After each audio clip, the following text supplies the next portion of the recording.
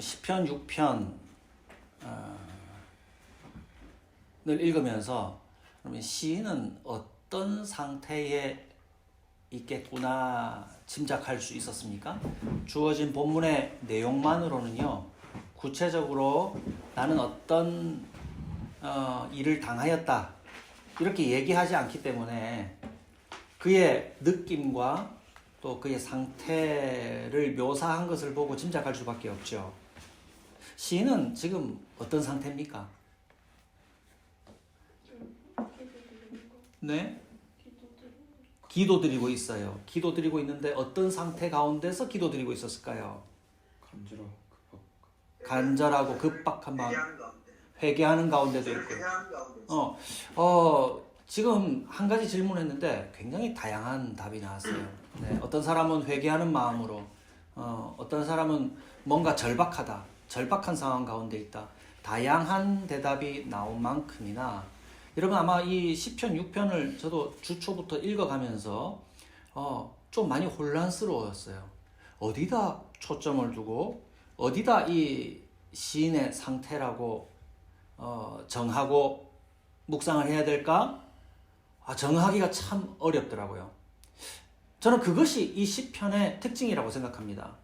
이 시인은 대단히 심적으로 어지러운 상태 가운데 있고요. 그 어지러운 상태가 어디로부터 왔는가? 2절 말씀에 보면 자신의 기력이 쇠하였고 그 뼈가 마디마디마다 떨린다라고 고백해요. 여러분, 기력이 쇠했다는 것은 힘을 다 썼다는 말이죠. 그리고 떨리는데 사람이 떨리는 이유는 자기 몸을 지탱하지 못하니까 떨리잖아요. 가만히 있지 못하니까 떨리는 것인데 몸 중에서 가장 견고한 부분이 어떤 부분입니까? 피입니까? 살입니까? 피부입니까? 뼈입니다. 뼈가 마디 떨릴 정도가 되었다 하면 그 사람의 상태는 근본부터 매우 힘든 상태라 이 말입니다. 힘이 다 떨어졌고요. 뼈가 마디 떨릴 정도로 무언가에 대하여서 실제로 힘이 없거나 아무것도 할 수 없는 상태라고 볼 수 있는 겁니다. 주님께 또한 2절 끝부분에 보시면 나를 고쳐주십시오 라고 그렇게 말씀한 걸로 봐. 이 사람은 고침이 필요한 어떤 상태에 있다 볼 수 있어요. 간단하게 심각한 질병 가운데 있겠구나라고 짐작할 수 있죠. 그런데 여러분 그 아픔과 함께 여러분 아픔이라는 것이 몸 아프면 요즘은 의료 혜택이 좋아서 원하는 해당 병원에 가서 약이 요즘 얼마나 좋은지요. 먹으면 한 첩, 두 첩 먹으면 곧 나아집니다. 예. 물리적인 병은 그렇게 하면 나을 수가 있는데 여러분 그치지 않는 극심한 병은 어떤 데 변화를 가져오게 됩니까? 마음의 변화를 가져오게 됩니다. 그래서 이 시인은 3절에 이렇게 얘기합니다. 그 아픔과 함께 내 마음은 걷잡을 수 없이 떨립니다. 뼈가 마디마디 떨리고 마음까지도 함께 떨리고 있는 상황이 이 시인의 상태라 말합니다. 그러면서 주님께서는 언제까지 이 상태를 내버려 두십니까? 기다려야 합니까? 지체하십니까? 이런 표현을 하고 있는 겁니다. 여러분, 이와 비슷한 표현을 한 사람이 누가 있을까? 직관적으로 고난 많이 받은 사람, 욥이 떠올랐어요. 욥기 30장 16절에 보면요. 제가 먼저 찾아놓은 것을 읽어드릴게요. 욥기 30장 16절을 보면 이런 표현합니다. 오늘 우리가 읽었던 시편과 비슷한가 그렇지 않가 한번 보세요. 나는 이제 기력이 쇠하여서 죽을 지경에 이르렀다. 지금까지 나는 괴로운 나날들에 사로잡혀서 편하게 쉬지 못하였다. 밤에는 뼈가 쑤시고 뼈를 깎는 아픔이 그치지 않는다. 이렇게 말하였고요. 근심과 고통으로 마음이 갈기갈기 찢어지고 하루도 고통스럽지 않은 날이 없이 지금까지 살아왔다. 이렇게 욥이 고백했어요. 지금 이 시인이 어느 시점에 이 시를 기록했는지는 정확히 알 수 없으나 아마도 욥의 고통에 대한 지식이 있지 않았을까라는 생각을 해봅니다. 그리고 그의 고통이 그에 준하는 그 묘사에 상당한 나의 상태였다라고 그렇게 시를 짓고 있는 겁니다. 여러분, 이 고통이라는 감정은요, 언젠가 말씀드렸지만 이것은 다 고통이라는 것 자체는 의미를 해석할 수 없는 신비적인 요소가 있다라고 말씀드린 바가 있죠. 마찬가지로 일반 철학을 하는 세상 철학자도 이런 얘기를 합니다. 고통이라는 감정은 사람이 그것을 무엇인지 정확하게 이해할 때 그것은 더 이상 고통이 되지 않는다라고 말해요. 여러분 이해하십니까? 고통이라는 것은 그 마음속에 내가 이것 때문에 마음이 아프지. 그래서 이 문제를 해결하면 되겠구나. 라는 그 고통의 원인과 처방에 대한 답이 내려졌다면 여러분 그 고통은 더 이상 고통이 아니죠. 제가 며칠 전에 제가 그런 TV 프로는 잘 안 보는데 집에 틀어져 있어가지고 우연하게 보게 됐는데요. 어떤 아저씨가 아이를 기르는 어떤 아저씨가 그 자녀들에게 막 폭언을 하고 그리고 아내 보고도 폭언을 하고 우리 이혼하자 하고 막 그렇게 하는 거예요. 딱 대목만 봤는데 그런데 나중에 그 요즘 유명한 정신 분석학 정신과 의사이자 상담까지 겸한 의사이면서 상담까지 겸하니까 신뢰도가 높죠. 그 사람이 가만히 지켜보더니 제가 공부한 바에 의하면 이 사람은 우울증입니다. 우울증의 확률이 아주 높습니다. 이렇게 얘기를 하더라고요. 우리 잘 모르죠. 포악한데 어떻게 우울증이지? 우울증은 가만히 조용히 있는 게 아닌가? 이렇게 했는데 거기에서 따라서 된 겁니다. 그러자마자 그 병의 원인을 알고 진단하고 나자 물론 시일이 걸리겠죠? 그 사람의 마음이 굉장히 많이 누그러지는 거예요. 병이 내가 여기서부터 이루어진 거구나.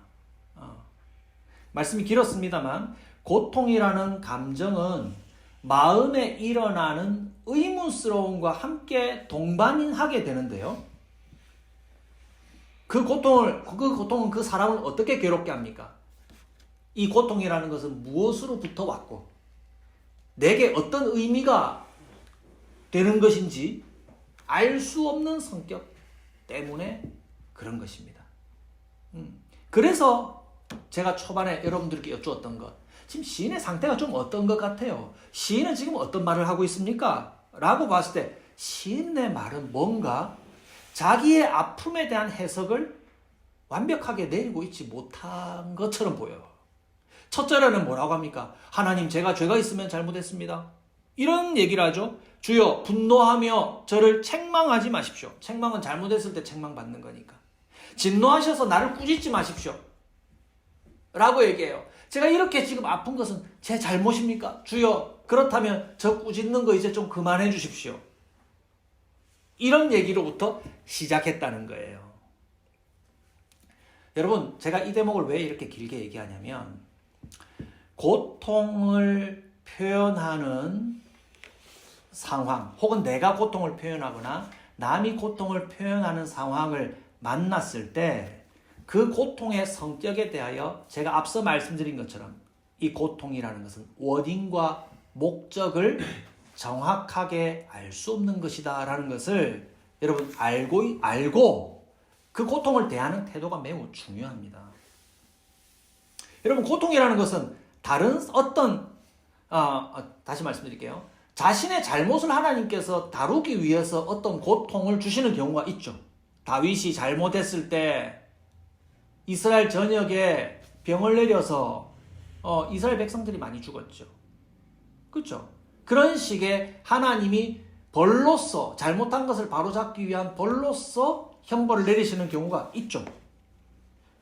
또 타인의 죄악으로 인해서 결백한 자가 자기는 잘못이 없어요. 다윗은 잘못했지만 결백한 자가 옆 사람이 잘못한 것에 대한 그 피해를 고통으로 받는 경우도 있죠. 그렇죠? 그럼 그 사람이 고통받는다고 너 뭔가 잘못했구나 이렇게 얘기할 수 없는 겁니다. 또 그 누구의 잘못도 아니라 하나님이 사람을 이 세상에 있는 동안 겪을 수 있는 어려운 일을 겪게 하시는 경우도 있어요. 1번도 아니고 2번도 아닌 3번의 경우도 있다는 거예요. 나머지는 그 3번의 영역에 속하겠죠. 그렇기 때문에 여러분 반드시 기억하십시오. 고통은 우리가 알 수 없는 성격이 훨씬 많다. 대부분이다.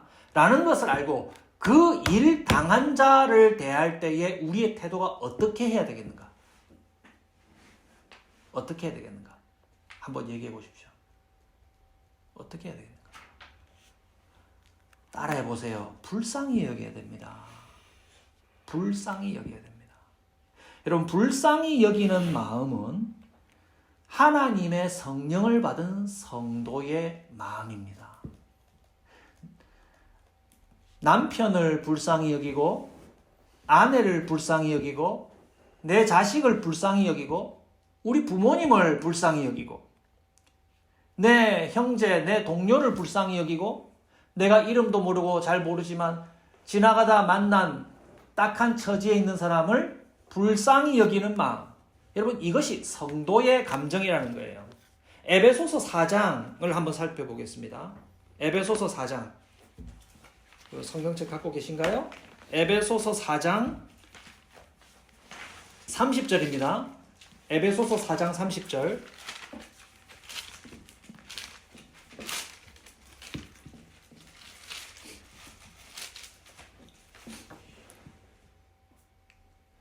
제가 읽겠습니다. 하나님의 성령을 슬프게 하지 마십시오. 여러분은 성령 안에서 구속의 날을 위하여 인치심을 받았습니다. 우린 성령의 사람이라 이 말입니다. 모든 악독과 격정과 분노와 소란과 욕설은 모든 악의와 함께 내버리십시오. 자, 잘못이라서 내버릴 거 먼저 얘기하고요. 자, 이제 해야 될 것. 서로 친절히 대하며 불쌍히 여기며 하나님께서 그리스도 안에서 여러분을 용서하신 것 같이 서로 용서하십시오. 아유, 저 사람 매너는 나랑 좀 안 맞아.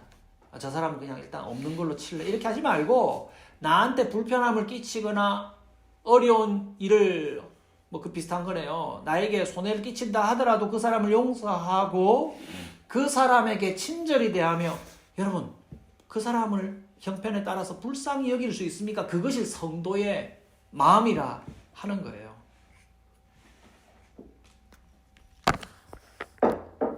여러분, 예수님도 그렇게 말씀하셨어요. 예수님이 전체적으로 내용을 생략하고 누가복음 10장에 보면 내 마음을 다하고 내 목숨을 다하고 내 힘을 다하여 주 너의 하나님을 사랑하라 하였고 또 이웃에 대하여서도 내 몸과 같이 사랑하여라 라고 가르치실 때에 이 율법, 하나님을 마음과 힘, 목숨과 힘을 다해서 사랑하고 내 이웃도 사랑하라 하는 그것이 율법에 기록된 두 가지 계명이다. 가장 큰 계명이다. 가르쳐 주시고 난 다음에 이 율법을 실천할 이웃이 누구인가에 대해서 주님께서 예를 들어 주셨죠.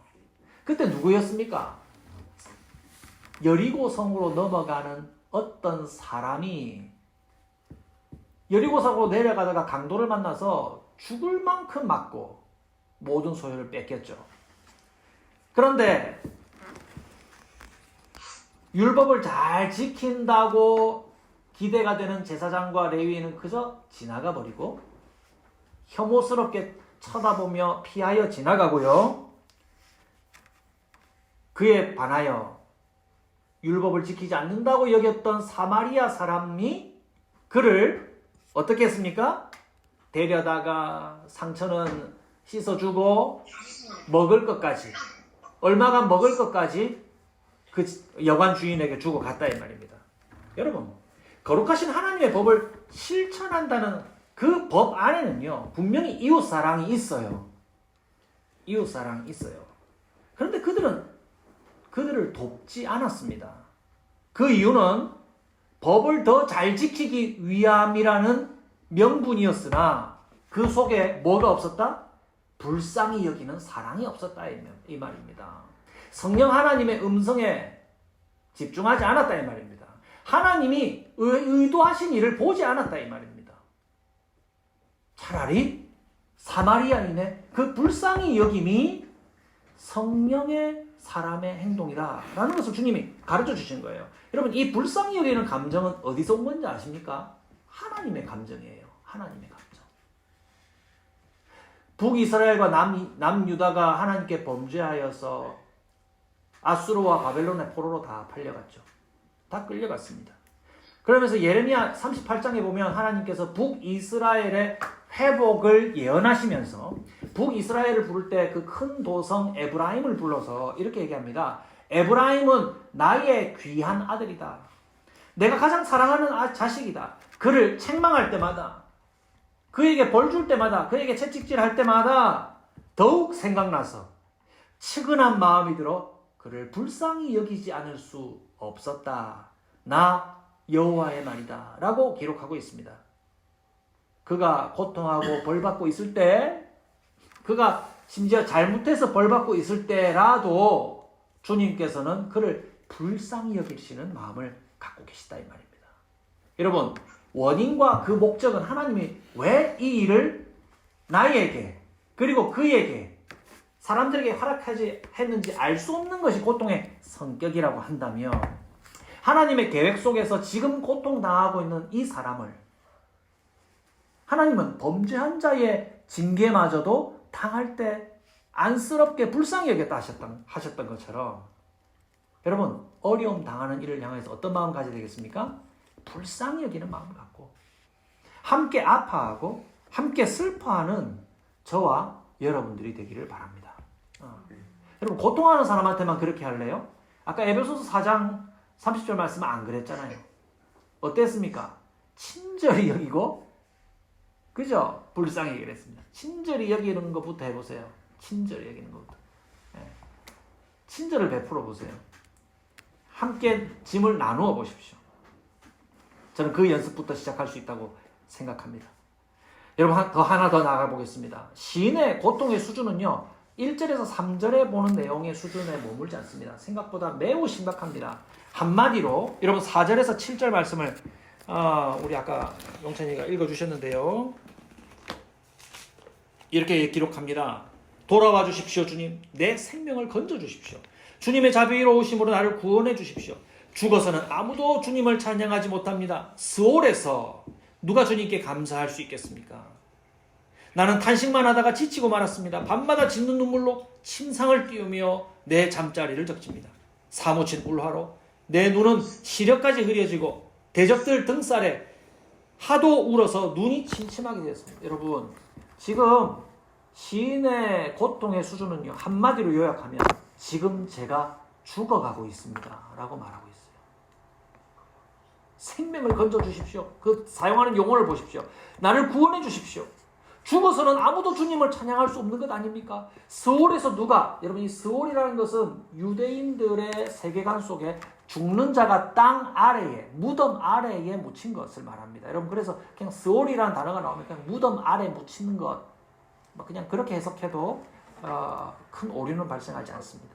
언급 자체가 여러분 지금 죽음의 문 앞에 이른 것 같다는 그런 호소를 하고 있죠.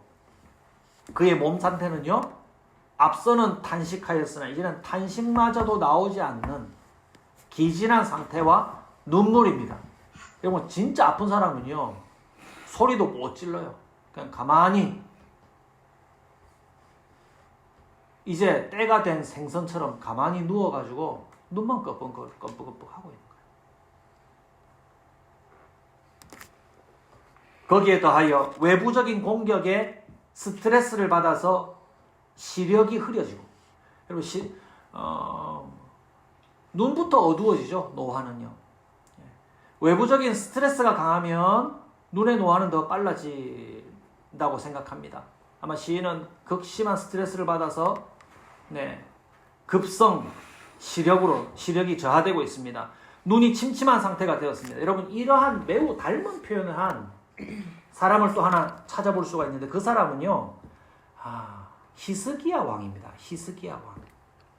이사야서 38장, 열왕기하 20장에도 있는데요.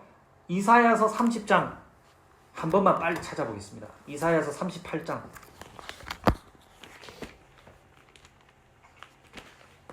이사야서 38장.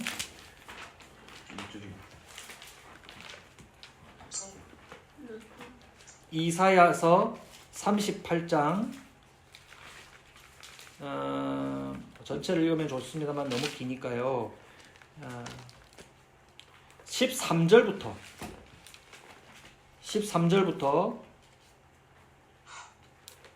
19절까지 우리 용찬이가 한번 읽어주실까요? 마치 사자가 나의 뼈를 봐수어 먹기라도 하듯이 나는 날이 셀 때까지 울부짖었다. 주님께서 조만간에 내 목숨을 끊으실 것이다. 나는 제비처럼 학처럼 애타게 소리 지르고 비둘기처럼 구슬피 울었다. 나는 눈이 멀도록 하늘을 우러러 보았다. 주님, 저는 괴롭습니다. 이 고통에서 저를 건져주십시오. 주님께서 말씀하셨고 주님께서 그대로 이루셨는데 내가 무슨 말을 더 하겠는가. 나의 영혼이 번민에 쌓여 있으므로 내가 잠을 이룰 수 없다. 주님을 섬기고 살겠습니다. 주님만 섬기겠습니다. 저를 낫게 하여 주셔서 다시 일어나야 하게 해주십시오. 이 아픔이 평안으로 바뀔 것입니다. 주님께서 이 몸을 멸망의 구덩이에서 건져주시고 주님께서 저의 모든 죄를 용서하십니다. 스올에서는 아무도 주님께 감사드릴 수 없습니다. 죽은 사람은 아무도 주님을 찬양할 수 없습니다. 죽은 사람은 아무도 주님의 신실하심을 의지할 수 없습니다. 아멘. 히스기야는 병에 들어 죽게 되었던 왕이었죠. 그런데 그는 하나님께 기도하여 하나님이 15년을 더 살도록, 그 이유는 그의 통치를 통해 예루살렘을 더 보호하시겠다 하는 하나님의 허락을 받았습니다. 그가 그 죽음 앞에서 자신의 경험을 회상하면서 시를 지었는데 그 내용이 10절부터 기록된 거예요. 그 시작이 10절인데 나는 한창 나이에 스올의 문으로 들어가게 되는가 싶었다.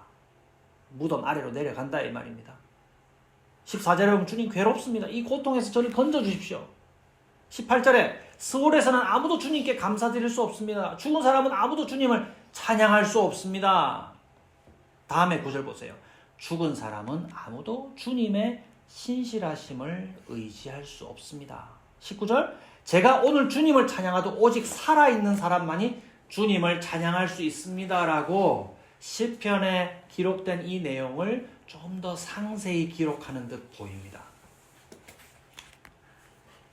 저는 이 히스기야가 먼저 기록된 시편의 내용을 본인의 상황에 넣어서 해석한 것인지, 아니면 이 시편이 히스기야의 이 기도를 시편으로 옮긴 것인지는 확정지을 수는 없다고 생각합니다.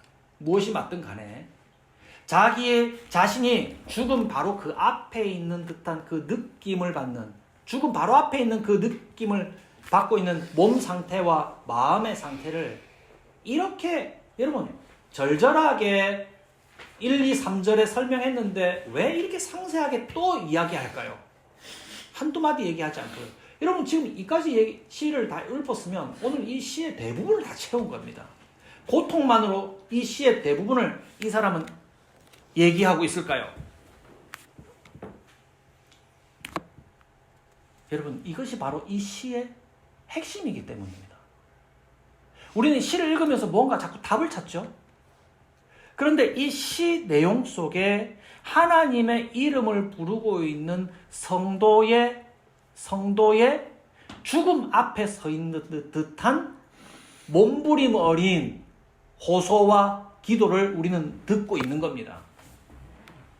그는 고쳐달라 하여도 즉시 고쳐주시지 않고 아픔, 두려움, 수치, 슬픔 이것을 즉시 걷어가시지 않으면서도 계속해서 지금 시인의 말은 주님의 자비로우심을 의지하고 있고, 주여 제가 살아서 하나님을 찬양하게 하시는 것, 감사하게 하시는 하나님이라는 것을 저는 알고 있습니다. 하나님의 오심을 사모하고 찬양하고 감사하고 싶습니다. 라고 하는 글을 신실하신 하나님께서 버리지 않으실 것임을 이 죽음과 같은 고통 속에서 확신하고 있다는 거예요. 여러분, 이 4절에서 7절까지의 이 구절을 여러분 거듭거듭, 저는 정말 다른 번역까지 읽은 것 포함하면 한 100번은 읽은 것 같아요. 100번 이상을. 왜 좌절스러운 내용으로만 이 시를 채우고 뒷부분에 해결됐다라고 그냥 선언하고 나갈까? 너무 답답했어요. 그래서 답답한 마음으로 거듭 읽어봤는데, 여러분, 그 아픔 속에서 이 시인의 호소는 무엇입니까? 주여, 죽은 자는 무덤 속에서 찬양할 수 없다는 것 알고 있습니다. 무덤 속에서는 하나님께 감사할 수 없다는 것도 저는 알고 있습니다. 라고 하는 그 죽음 앞에서의 외침 가운데 저는 시인이 깨달았다고 믿습니다. 어떤 깨달음입니까? 히스기야가 앞장에서 얘기했던 그 내용입니다. 죽은 사람은 아무도 주님의 신실하심을 의지할 수 없습니다. 반대로 주님의 신실하심을 의지하는 사람은 살아있는 사람입니까? 죽어있는 사람입니까? 살아있는 사람만이 주님의 신실하심을 의지하고 있다 이 말입니다.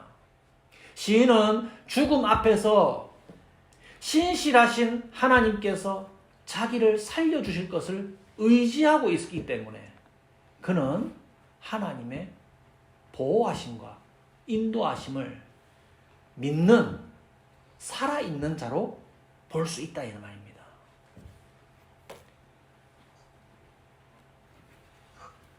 그래서 이 기도는 살려주십시오, 병을 낫게 해주십시오, 목숨이 붙어 해주십시오 라고 하는 단순한 구원 요청이 아니라 죽은 자는 찬양할 수도 없고 무덤에 들어간 자는 감사할 수 없다는 이 특이한 묵상을 통해서 지금 찬양하고 감사하게 하신 자는 살아있는 구원받은 자이며 살아있는 자는 버리지 아니하시는 주님의 신실하심을 의지할 수 있는 자라는 것을 이 죽음 앞이라고 하는 막다른 지점에서 시인은 깨닫게 된 것입니다. 제 설명이 여러분들에게 이해가 되었을까요? 히스기야와 같은 고백을 할 수 있기를 바랍니다.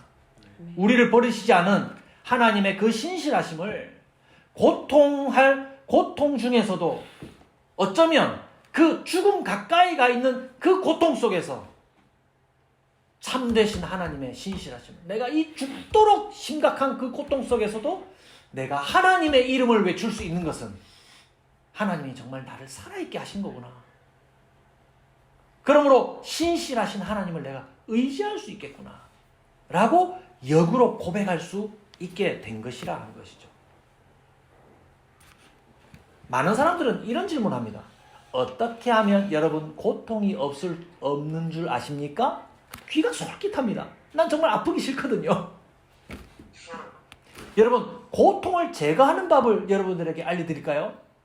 많은 사람들이 찾아갑니다. 많은 종교의 질문들이 그것입니다. 여러분들에게 고통을 사라지게 해드리겠습니다. 평생 좋은 일만 생기게 해드리겠습니다. 여러분, 이런 질문이 틀렸습니다. 여러분, 하나님이 신실한 자에게도 고통이 있게 하시는데 그것을 여러분 이렇게 해석하면 안 되죠. 하나님은 고통을 있게 하시는데 그것을 어떻게 겪을까? 그것을 어떻게 이겨내야 할 것인가? 라는 문제가 우리 성도의 고민이라 하는 것입니다. 여러분, 고통이 없다고 여기는 사람은요, 이런 고민할 기회를 가져보지도 못할 것입니다. 여러분, 고통 자체가 나쁜 것이라 여기는 사람은요, 우리가 자발적으로 겪으려는 고통을 잘 이해하지 못한 것입니다. 여러분, 고통은 다 나쁜 것입니까? 좋은 고통이 있어요. 우리가 매일 하잖아요. 내가 사랑하는 사람들을 위해서, 내가 사랑하는 것을 위해서 여러분 수고를 감수하지 않습니까? 주머니를 열지 않습니까? 그들을 위해서 수고하며 땀 흘리지 않습니까? 저는 자식을 위해서 부모가 불편함과 손해 목숨까지도 내어놓는 것이 사랑이라는 것을 우리에게 알게 해주시고요. 그것은 거룩하신 하나님의 우리를 구원하시기 위한 고통을 이해할 수 있는 저는 유일한 방법 같아요. 그거보다 더 나은 예를 좀 이런 아는 것이 있다면 알려주십시오. 하나님 아버지는 우리를 사랑하셔서 이스라엘 백성들을 불쌍히 여기시고 예수님은 그 백성의 방황함을 보시고 불쌍히 여기시고 마음 아파해 주셨어요. 성령께서도 우리의 약한 점을 아시고 우리를 대신하여 아파하시면서 기도해 주신다고 로마서 8장에 기록하고 있습니다. 그러므로 우리 가운데 혹시 내게 고통이 있다고 여기는 사람은요, 여러분 그 고통 자체를요, 나는 하나님이 보시는 가운데서 배제되어 있는가 보다. 나는 버림받았는가 보다. 나는 복이 없는가 보다. 너무 부끄러워서 못 살겠다. 여러분 이렇게 수치스러움으로 여기지 말아야 합니다. 고통 그 자체를 버림받음이나 수치스러움으로 여기지 말아야 한단 말입니다. 내가 겪도록 하신 이 고통 속에서도 오늘 지금 이 시간 찬송과 감사의 예배로 하나님 앞에 나와 있는 저와 여러분들의 모습을 확인하면서 우리가 이 고통과 어려움을 당하고 있지만 살아있구나. 찬송과 감사로 하나님께 다시 나올 수 있음에 나는 살아있구나 라는 것을 확인하고 우리가 여전히 신실하신 하나님을 의지하여 살 수 있는 자임을, 이미 산 자임을 기뻐하시기를 바랍니다. 이어지는 8절에서 10절까지는 잠깐만 하면 됩니다. 이 응답의 외침은요, 왜 앞에 이렇게 고통스럽다가 갑자기 응답이 왔다고 말하는 거지? 여러분 4절에서 7절의 내용이 그냥 고통의 외침만이 아니라는 것을 여러분들이 이해했다면 이 8절에서 10절의 응답의 외침은 갑작스러운 것이 아니라는 것을 알아야 됩니다. 그래서 이 응답의 외침은 그동안 자기를 괴롭게 하던 자들을 저주하고 물리치는 내용으로만 볼 것이 아니라 지금 앞서 시인이 겪고 의문스러워하였던 하나님의 진노와 죄인의 울부짖음과 수치와 공포와 낙심이 누구의 것이다? 겉으로는 살아있는 것처럼 보여도 여전히 찬송하지 못하고 여전히 감사치 못하고 여전히 하나님을 향하여서 기도하지 못하는 자들이 눈은 뜨고 있을지 모르고 그들 스스로 행복하다 여기지 모르지만 그들이야말로 하나님의 진노와 죄인의 울부짖음에 놓여있는 심각한 수치와 공포와 낙심이 그들에게 돌아가게 될 것임을 시인은 거꾸로 다시 보게 되는 것입니다. 이 마지막 구절은 하나님이 너희 편이 아니라 내 편이시다. 너희는 벌 주시고 나는 복 주신다 하는 그런 구분이 아니라 하나님 앞에서 생명을 얻은 사람은 누구인가? 구원을 받은 자가 누구인가에 대한 마지막 답을 8절에서 10절에서 내리고 있다. 그는 그 자신에게 주어진 인간의 고통을 따르면서 하나님께 찬양하고 감사하는 예배를 통해 나는 살아있는구나. 그들은 아직 여전히 죽어 있구나. 라는 것을 구분하며 깨닫게 되었다는 겁니다. 말씀을 맺습니다. 여러분, 고통 중에는 판단이 어지러워집니다. 그래서 너무 아픈 사람을 야단치지 마십시오. 아픈 사람은 극심한 스트레스로 소리를 지를 수도 있고 이유 없이 울만한 것 같지 않은데도 울기도 합니다. 여러분, 그리고 아파하고 소리 지르고 울었던 여러분들, 그것 자체는 하나님 앞에서 죄가 되지 않는다는 사실이기 때문에 여러분 안심하시기 바랍니다. 우리는 그 아픔을 알고 함께 아파하는 자들을 위해서 함께 울며 불쌍히 여기며 기도하라는 하나님의 말씀을 따라야 합니다. 그 이유는 하나님이 우리를 불쌍히 여기시고 우리는 서로를 불쌍히 여기는 성도의 부르심을 받았기 때문입니다. 친절히 여기며 불쌍히 여기시는 저와 여러분들이 되시길 바랍니다. 한편 시편은 성도의 복을 노래하는 책이죠. 고통이 복이라 말할 수 있는 이유는 어디나 계시는 하나님께서 버려진 것과 같은 느낌의 어려움 속에서도 세상 끝, 심지어 시편 139편이 얘기하듯이 무덤 저 아래에 내려간 자라 할지라도 하나님을 찬송하고 감사하는 자를 결코 버리지 않는다라는 분명한 확신을 가지시길 바랍니다. 그는 산자이고 영원히 하나님의 신실하심을 의지할 수 있는 자이기 때문입니다. 그러므로 우리의 삶의 자리에서 하나님을 찬송하고 감사하는 것을 그치지 마시길 바랍니다. 그것을 여러분들만의 존귀한 특권으로 알고 오늘 나의 생명 지킴을 허락하여 주신 하나님께 감사와 찬송의 영광을 돌려드리는 저와 여러분들의 시기를 주님의 이름으로 축복합니다.